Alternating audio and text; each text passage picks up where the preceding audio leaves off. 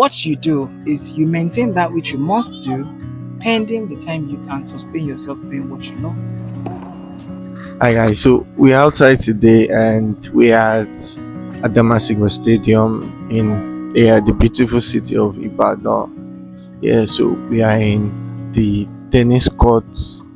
Want to trying to cook some things. Come along. My name is Gilead, and this was your name. My name is Ayoluwa.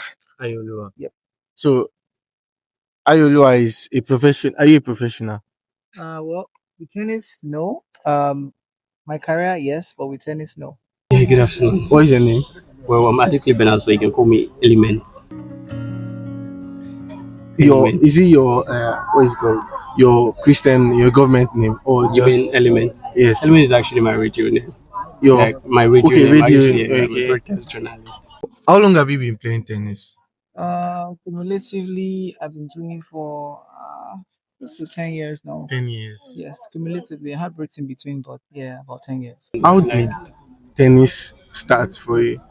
well, started when I went for NYC. Okay. I served in Akwa Ibom State. That was Wow. last year, 2025, and inside the barracks. So, like, there are plenty sports activities going on, courts and all of that. And I'm sincerely not a fan of sports, football, whatever. Like, I'm not just a fan. But then, like, I went to the tennis courts one of those days, and I just felt connected to it. How did you start? Like what brought about tennis? Okay. I had a senior colleague back in university somewhere around 2009, 2010. Um, he was very kind to me. He bought me my first racket, Dr. Dupras. I think he's in the UK now. Then he would take me to the court with him and give me my first racket and he would train me. And gradually I developed the interest even much after he graduated and left me in school. I kind of continued doing it and I've enjoyed it ever since. What do you do professionally? Professionally, Yeah. I'm a journalist, Okay. and yeah, I do music. You do music. What type of music can I ask? Afrobeat. What do you do professionally? Oh, I'm a legal practitioner. Been a lawyer in Nigeria for close to 12 years now. Yeah, yeah, that's something. How do you like try to balance tennis, your love for tennis, and just I know that law is something. Engaging, yeah. Yeah, so how do you try to balance it? It's a question of prioritization, really. Time management is essential. Apart from being a lawyer, I've been a lecturer for 6 years now. So I am a family man as well. So I kind of have a lot of things I do together. Okay. But I've come to realize that you can do whatever it is you put yourself into if you want to do it. It's about allocating certain amount of times. For example, while I have a very good coach, I'm only able to play for 4 to 5 hours on Saturdays only. But I make sure I use every juice in me on Saturdays when I'm playing. On Mondays to Fridays, I'm a lecturer, sometimes I'm a lawyer. And somewhere in between, I'm a realtor, I'm into corporate practice. I do a lot of things, right? But it's just about knowing what time. And in between all of that as well, I have a toddler who's always like a sidekick once I get to the house. So it's just so much of timing yourself to put those things together. An average Nigerian, trust me, is resilient. I think Nigerians are just warriors. It's just about finding your power and finding your source and being able to, put yourself, apply yourself to the things you love. It's not so much of stress when you enjoy it. So how do you balance? Let's just say everything because being a Nigerian is a unpaid job already. All right. You are now a journalist. That is a I know about journalism because I love it. And now tennis is a whole thing on its own because I heard the price of a racket is about Yeah. 300,000 or the price of two Tennis is rackets. actually expensive. Yeah, how Tennis do is you expensive. balance the love for everything and make it work? Well, if I think I'll just is this should I use this saying? Or let me just say, if you love something, Okay. you try to make it work. You might not be getting it 100% right, but then to a very good extent, you try to make it work. I started tennis without a racket inside the barracks with my first coach, then Edet.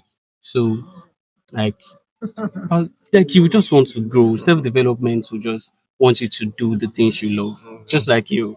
shooting content, Okay. you might not get the engagement every time, but then the Yes. passion for it will like always push you to like go further.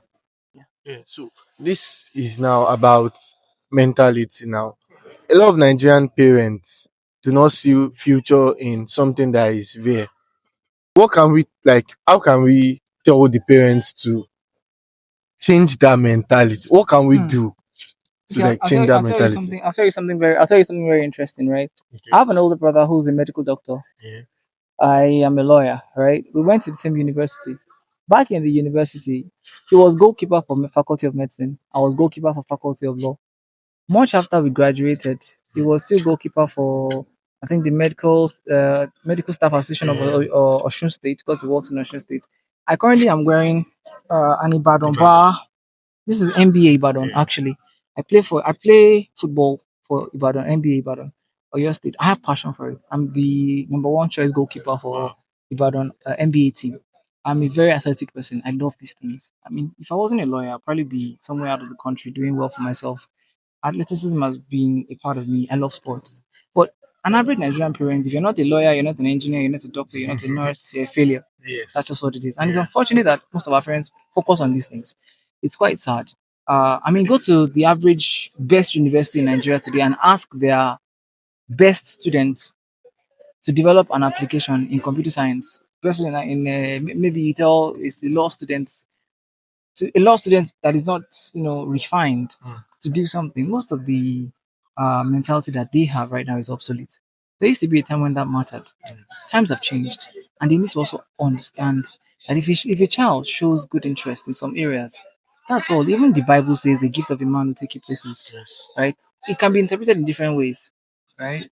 But it's so much about the gift that God has embedded in you. When you find it and you connect to it, that's where you need to go. But I'm just saying that if you give the opportunity to the young ones to do what they love to do, support their interests rather than impose your interest. My parents brag now they have a doctor, they have a lawyer. That's their own pride. What about the children? My brother would rather be a professional drummer. You'd be surprised. Either a graphic artist or a professional drummer. I would have preferred to be a musical artist because I loved to sing and maybe a bit of sports as well. Mr. Ayo was saying this is just one of like three courts in Ibadan, the whole of Well, Ibadan. I How think do you like still love the sport when things are not even put in place to fast well, the thing with tennis is this: like tennis is a game of the elites. Like okay. it's not, it's not really as popular as football, yeah. Yeah. And before talking about tennis and the government, Yeah. well, it's just passion. If you have passion for something, you the court is very far to my house. You get I kilometers distance, but then the passion will just keep me coming. Like, okay, come train, get better, meet other players. You know who you are better than. You know who is better than you. You know where to work on. I studied political science and yeah, I have a long term goal. Personally, I love photography and videography. How can I keep my passion and my focus Hmm. in like be stable with it? And I love photography. I have seen where it can take people. Yeah, I know yeah. it can do well for me because I've seen my work. I know what I can do. So how do I like stabilize the two? Okay. So personally, right, I think we're different. We're different Yeah. individuals, and your level of resilience differs from mine. Personally, I don't believe that there is any hard and fast rule about it. Yes. There's no straight jacket approach to juggling these things together. You have a different career interest, and then you have personal hobbies that you really, really go for. I believe firmly that it's a question of how you really want to go about it. You see, those two things work together very effortlessly. They work very fine. One, you love something, you're passionate about it. The other, you do because you have to contribute to the society. Now, it's about being intentional as to what you want to do. You don't want to do something you don't enjoy just because you want to get by. Why do we have so many graduates today who are looking for jobs? They didn't do what they enjoyed. You can cram and pass and fit into the career you expect, but do you love doing it? Right? If you love photography, it has to be a part of you. It will come easier to you than academic Yes. politics to you. That's just the way it is. So it's important for you to have that which you're passionate about, that which you want to do, and that which is already in you. I have great tech skills. I started using computer at the age of 7. Wow. Yeah, I don't need to go study computer science specially. Yeah. That's part of me. And at the moment, I don't need to go to some AI school to learn how to use AI tools. It's part of me. But is that really the thing I'm really passionate about? No, it's just part of life. Sports, yeah, definitely. I mean, I've been to Enugu, I've been to Port Harcourt, I've been to Abuja for football. Yeah, I've been around for football. Right. This year I'm supposed to be in Port Harcourt again this year for football. And definitely by God's grace, I will be there. I'm just saying, loving to do something and doing what you must are two different things. If I had a way, I wouldn't be a lawyer. Being honest. Is it a bad career? Hell no, it's a great career. But you have to get by. What you do is you maintain that which you must do, pending the time you can sustain yourself doing what you love to do. That's what Nigeria is. Outside the country, in other climes, you can survive doing, what you're passionate about, however little, there's dignity in it. But there is a part to sustenance. Survivability is very, very important in considering the options you have, right? Your parents expect you to be able to thrive by yourself at a certain stage. Yes. At that certain stage, when they let go of the training wheels, the support that they give you don't want to be left on a hobby or an interest that wouldn't sustain you. Some people will draw. Yeah. Some love to draw. Some love to make beats. Some love to sing, but they're not making a way out of it yet. I know a friend of mine, very close to me. Then I've known him for roughly about 20 years. I call years because I look about 10, 15 years younger than my actual age. Trust me. So it's very easy for me. Yeah, I look somewhere between 10, 15 years younger than myself. Right. But I've known Yemi for about 20 years now, and he sings a lot, but he really hasn't made a single hit. He enjoys it, yeah, but he can't live off it. Yeah. Right? His songs. I mean, personally, I feel like, come on, there are people who would sing these things better, right? But I can't discourage him. He loves to do it. Let him do it. But is it going to be profitable? Can he survive based on that? No. So there has to be something else on the side, to carry you along. So it's ideal that you consider holding on to that which you have interest in, but understanding the relevance of what is more marketable. I'm not saying the interest is not marketable, but oftentimes in Nigeria today, right, you can't afford to have a single focus unless you're a core Nepo baby and nothing happens, right? But if you're Lapo like me, you realize that there's a lot to do. There are lots of places you need to look into. Personally, I would love to do this for a living. I enjoy it, but can I do it for a living? No, so it doesn't work like that. Eventually, if I get to do it for a living, fine. But at the moment, I have to leave.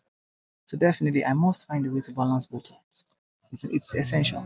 So yeah, adequately Bernard, you can call me Element. Well, I'll just say if you love something, do your best, like to be the best at whatever you do. So if you play tennis, keep playing. Don't mind the moon balls. Don't mind the fact that you're not swinging yet, and all of that. Just, I mean, keep it at it.